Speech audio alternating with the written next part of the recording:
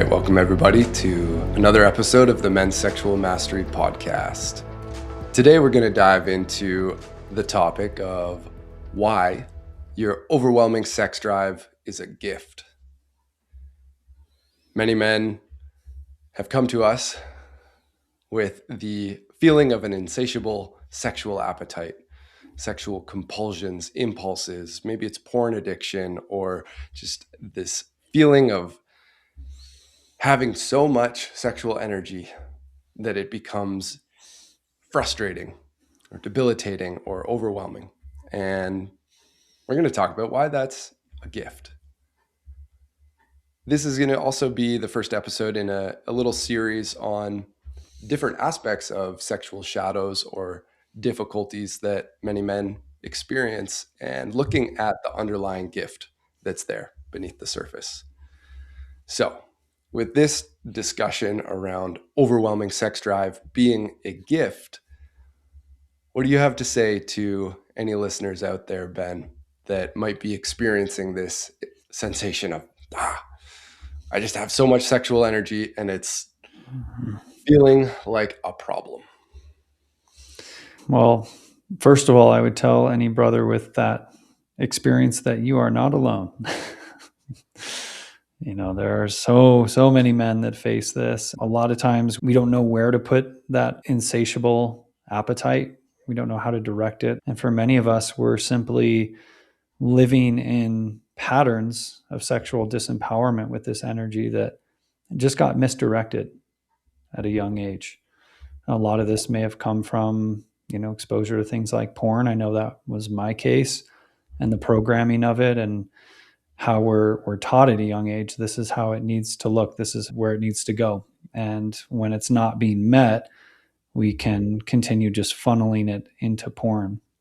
And not that this topic is just limited to porn, having overwhelming sexual desire, but I know for me personally, that was a huge place where it used to go. So I think the simple reframe of starting with, you have a gift, there's nothing wrong with you. It's just being misdirected in a way that is draining you and depleting you and your relationships, I think is a really powerful place to begin the conversation. So yeah, curious to hand it back to you, Hawks.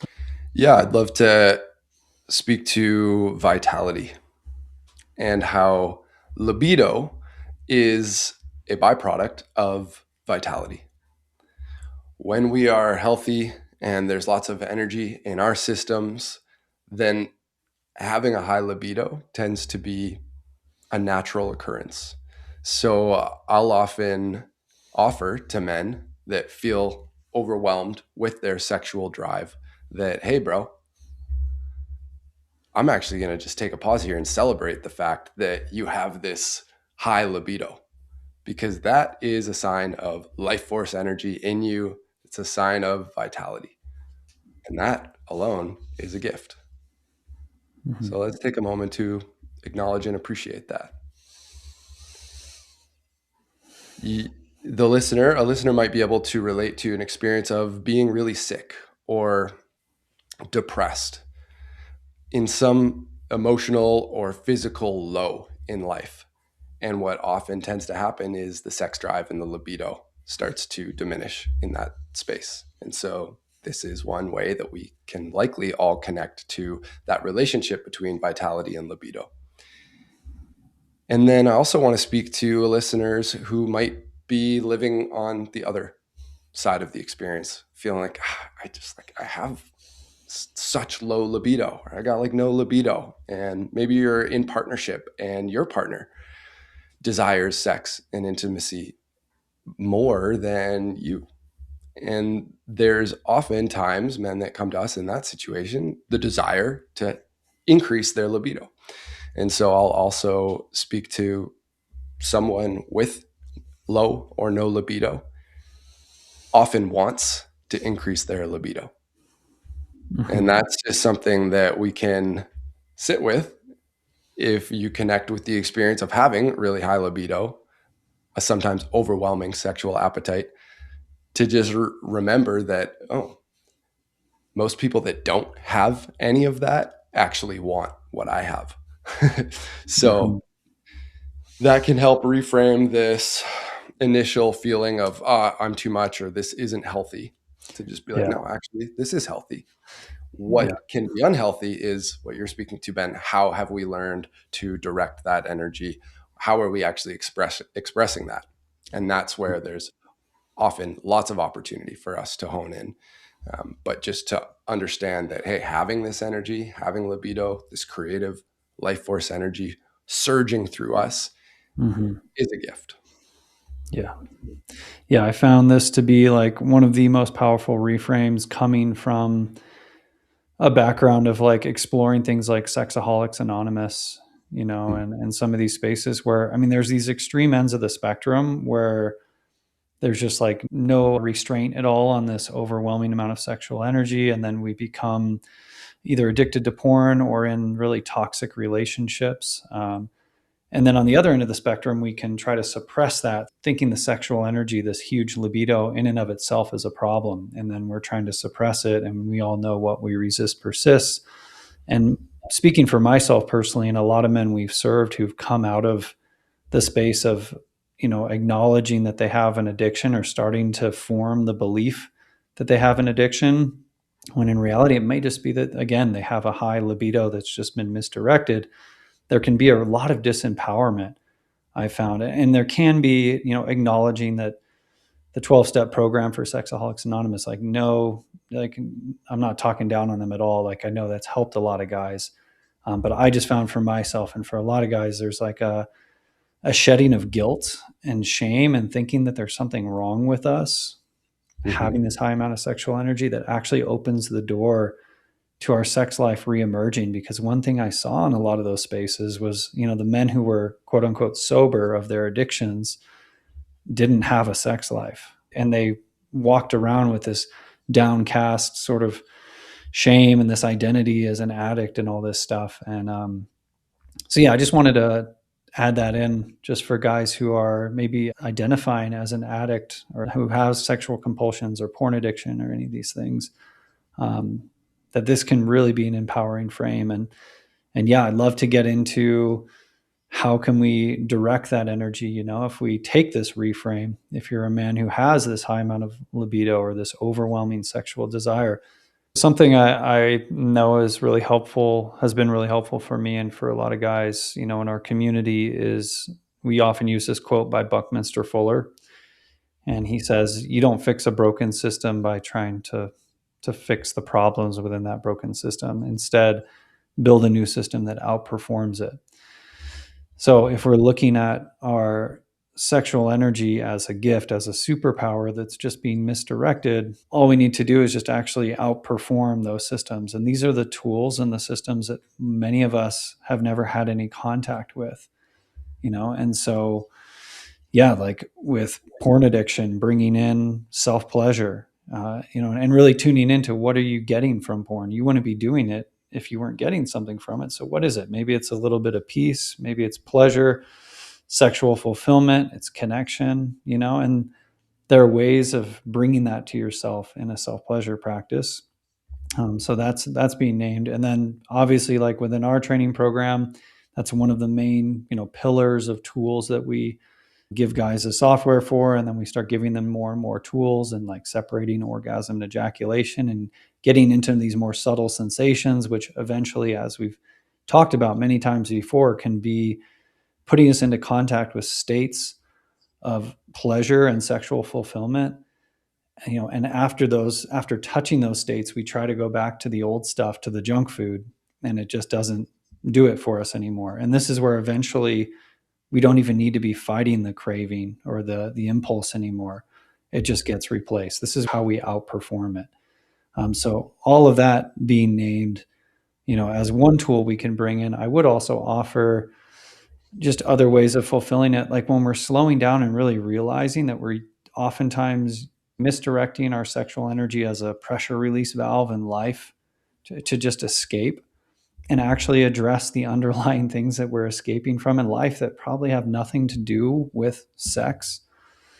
It releases all that tension inside of us and that need to have that dopamine hit and that release. So that might be forming more friendships because you're lonely.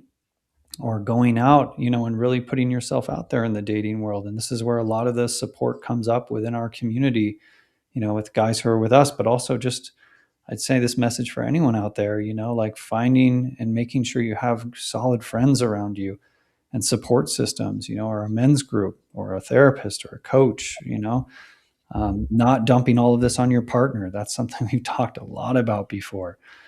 Like finding healthy ways to address the underlying tensions in your life so that you're not having to offload your sexual energy as a way to escape all the time and numb yourself as like a really important piece to this. And this is where I think a lot of this stuff is super holistic, where it's not just like we're isolating our sexual compulsions or overwhelming sexual urges and just putting it in this little box and then trying to like shove it down. Like obviously it's pointing towards something deeper.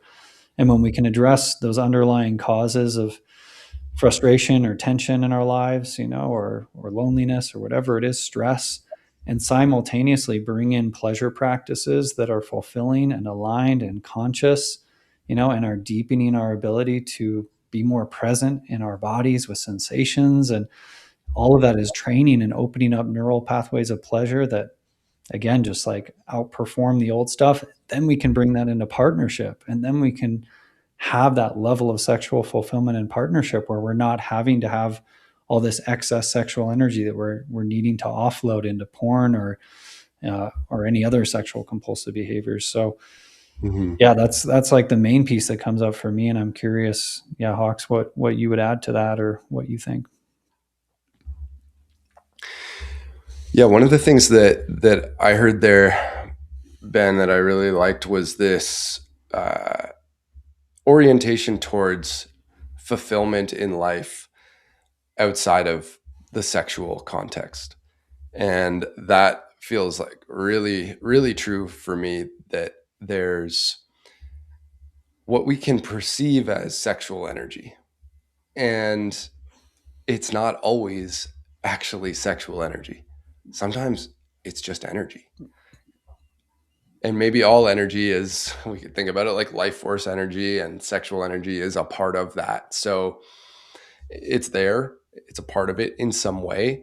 But actually, what I heard you speaking to there is the learned pattern of releasing tension through that sexual experience of, whether it's seeking sex with someone else, or releasing through self pleasure, porn, or some other compulsion or impulse. And when we start to feel into, okay, what, when I feel this sexual urge alive in me, taking a pause to actually feel, okay, what am I feeling here? What is the sensation? And in my experience doing this, what I tend to feel is energy. Okay, there's something stirring. Maybe it feels like electric, or it feels like tension and discomfort, or it feels kind of fiery, or my heart starts beating a little faster. Whatever it is, there's something that's happening inside of us, and that is energy that's stirring up. And that energy can feel uncomfortable, particularly when it's like you were speaking to, Ben. Maybe it's there because it's trying to move us in a direction in life where we're actually going to have a deeper level of fulfillment and contentment. And when I start to feel into that energy and be like, okay, like, yeah, I'm feeling arousal and what I'm initially perceiving as a sexual desire, just being with that, breathing into it, feeling it for a few moments or a minute.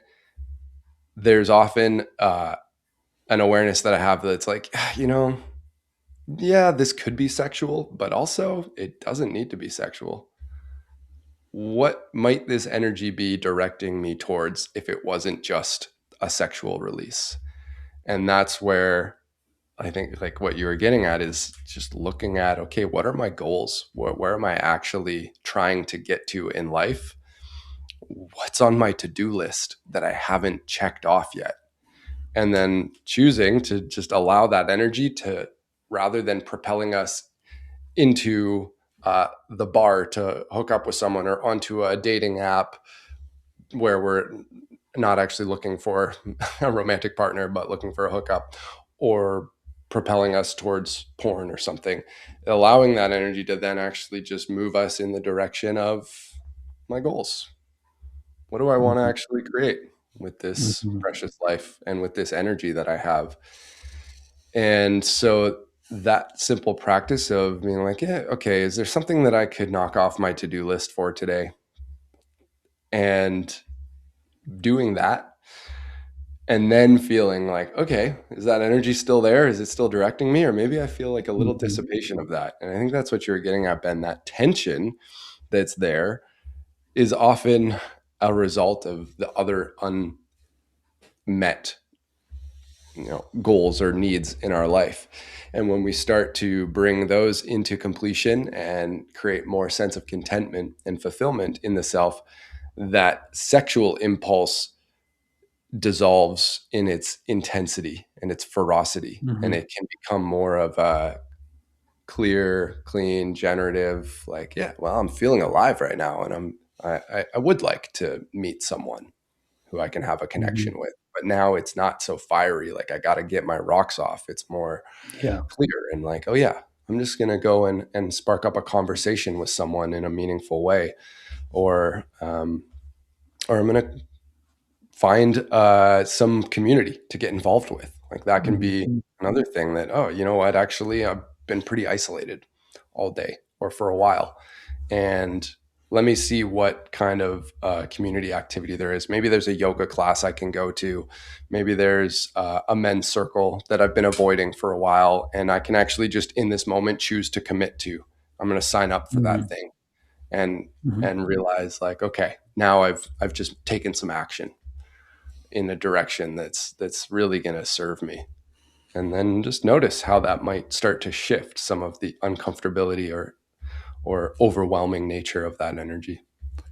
Yeah, I love this reframe you're sharing, and I can feel so deeply the truth of it. It's like when we are not offloading this energy, it's there's this saying in the Tao that law is governed by intention, and like how we're approaching and where we're directing this energy is determining the outcome. But when we're coming from a place of channeling that energy in a generative way and filling our own cup, and then allowing it to express after that alignment is in place instead of before we've gotten in alignment with ourselves, and then it actually comes out like you said in such a clean way, and it may be that you'll have less sexual desire on the other end of that, but sometimes I also want to offer there's like there can be even more sexual desire, but it's not from a place of tension.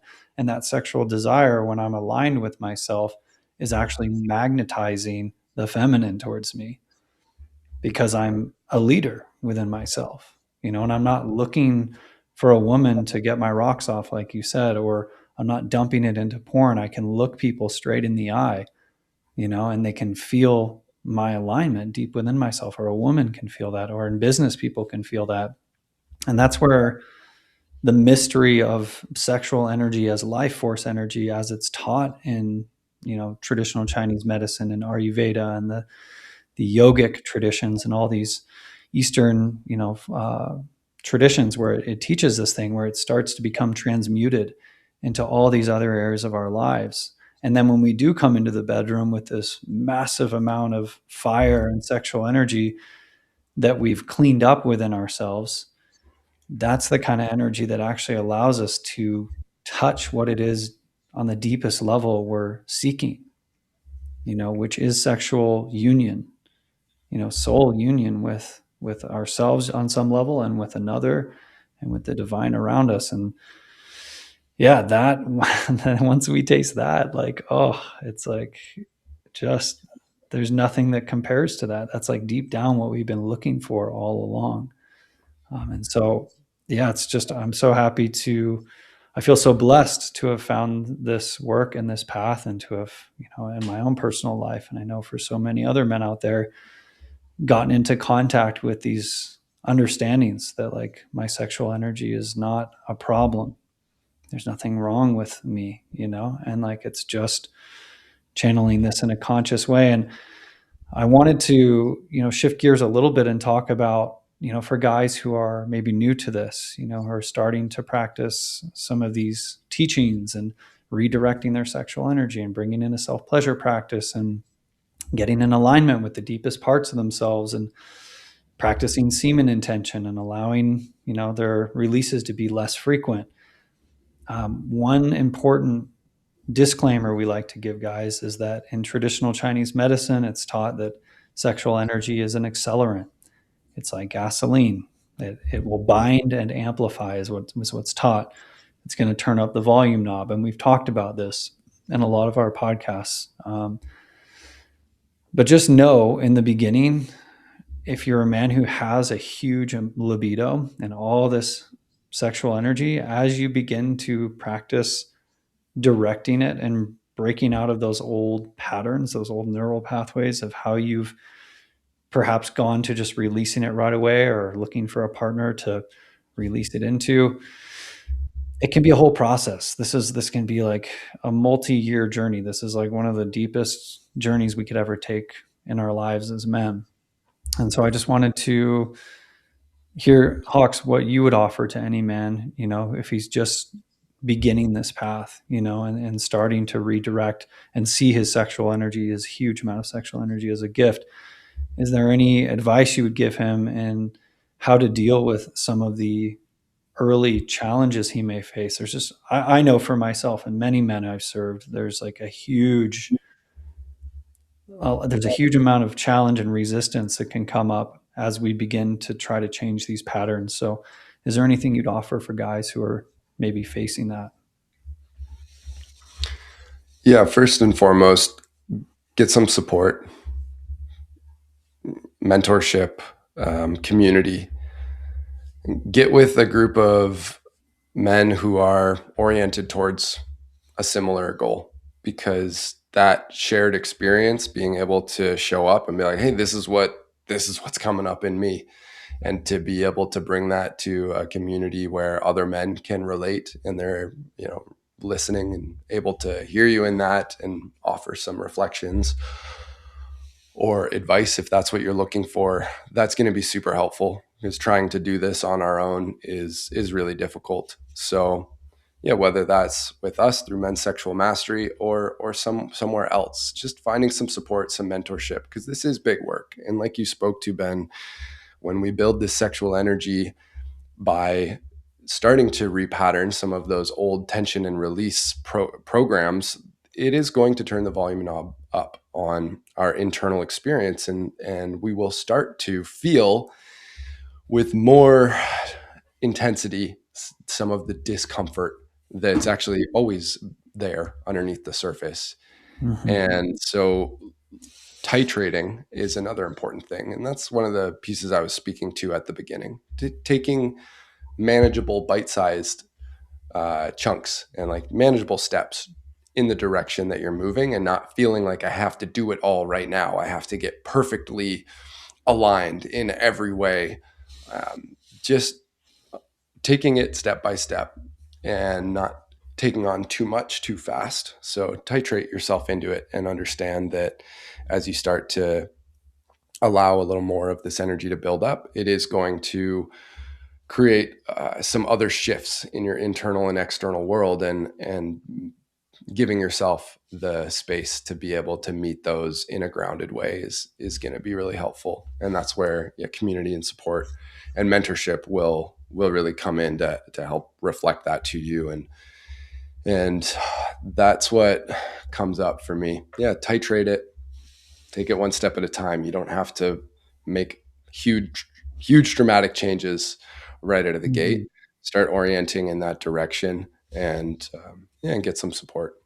And yeah, Yeah. go ahead. And also just mentioning there can be, how do I even say this? There can be like withdrawals that come up. And I speak of this firsthand. So that titration is really important because we have a dopamine addiction many of the times, or there can be a legitimate sex addiction where we are released to that dopamine hit of an ejaculation or of looking at porn. It's like incredibly intense, and beginning to resensitize ourselves into the subtle, and weaning ourselves off of junk food can be really, it's normal to feel that resistance in the beginning. It's normal for it to be hard. So yeah, I would echo what you said too, like having support around us. And that's why we also have like daily accountability built into our structure, in our system,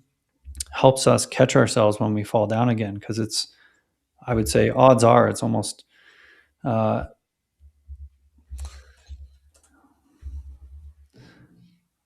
odds are it's safe to assume that you probably are going to fall back into the old patterns, and it's not how often we fall down, it's how quickly we get back up again without shame, without guilt, without fixating on why and there's something wrong with me, and falling into the identity trap of continuing to think, oh, I'm an addict, there's no way for me, this won't work for me, there's no hope. That can be the loop that a lot of guys are caught in. And when we have others around us, to break those loops with us and to hold us and be there alongside us as we're picking ourselves back up again, every time we get back up again and we redirect that sexual energy, releasing shame, releasing guilt, releasing stories and identities of what we've been in the past, the more we can forge those new neural pathways and that new identity, which over time, every time we get back up again, we build that muscle and build that coherence. And then before we know it, we're a different person. And like that work is not immediate. So just know, if you like hear this stuff and you're like, oh man, I see the light, I can feel that in every cell in my body, this is true and I want that. And then you start practicing this and then you fall into old patterns again, just know that's totally normal. And this is where, again, having a witness, an observer, and having support with us to break our own loops that we've gotten caught in is vital, in my opinion, and in my firsthand experience. So I'm glad Mm. you highlighted all that. Yeah. So let's bring it back around to our topic here. Why your sometimes overwhelming sexual appetite is a gift. And just to sum it up here, because we covered a lot and went on some tangents, but just looking at the sexual energy and that libido as a sign of our vitality, and allowing ourselves to smile into that and be like, wow, I'm alive and breathing, my heart's beating, my sexual organs work, and there's creative life force energy surging through me. And then reminding ourselves that, hey, yeah, this energy feels really intense, but maybe it's not only here for sexual expression. Maybe this energy could be directed towards other things in my life that are going to move me closer to my ultimate um, expression, embodiment, realization.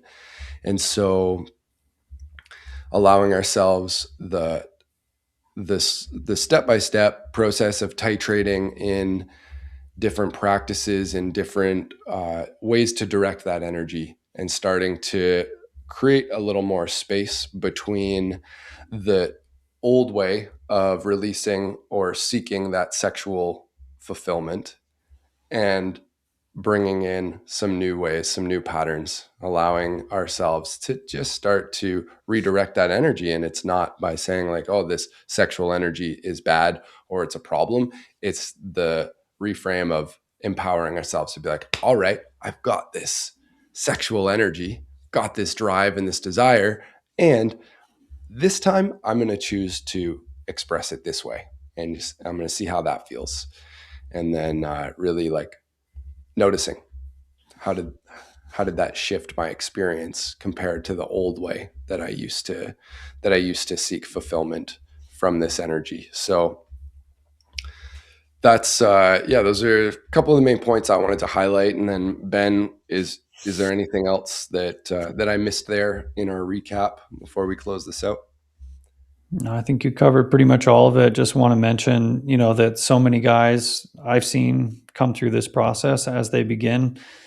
One of the first areas we often see come online as men, as soon as they start harnessing their sexual energy and letting it build within them, is their workouts, and physical movement. I just really want to highlight that is the most powerful, I'd say, first step without getting too deep into like all the different ways you can channel and redirect this energy and all the rest. The easiest first step is like having a solid workout routine, which for many men is, I'd say every man, without exception, is like part of what makes a healthy mind and a healthy body.